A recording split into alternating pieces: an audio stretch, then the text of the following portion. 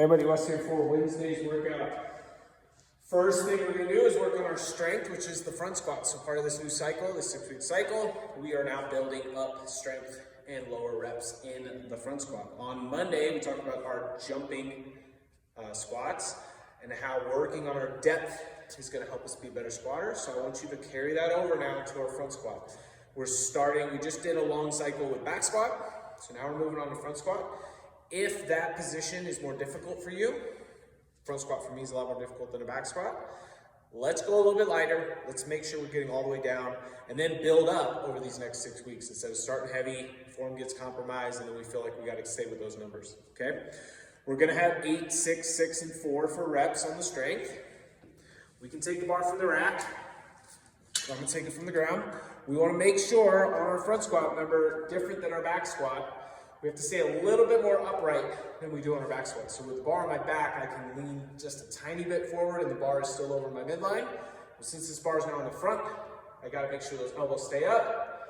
I'm sitting my hips down and back first into this movement, pushing the knees out, squatting down and driving up, okay? For a lot of us, working on wrist, shoulder, lat mobility, is going to help us, so make sure you're getting some extra warm-up in if you know you need that for the front squats, okay? In the workout, 5 rounds for time, 200-meter run, 20 mixed grip lunges. We're actually going to have a kettlebell in one hand and a dumbbell in the other. I'll show you how we're going to hold that. And then 20 V-ups, okay? So first for this, on the 5 rounds for time, if you came yesterday, we did a little bear, and that was strictly just power playing. Today is a great day to, maybe you don't feel like pushing it, but you feel like you can come in, move for a good 15, 16 minutes, get a good sweat in, move through some good movements, and then be ready to hit it hard later in the week. If you're ready to push this hard, you totally can, but let's keep in mind what we did yesterday with those heavy power planes. Some of us just need to move today, and there's nothing wrong with that. So, on the 5 rounds for time, we already did our 200-meter run. We come back in, we're gonna hold the dumbbell in the suitcase position on the side, and we're gonna hold a kettlebell in the front rack position.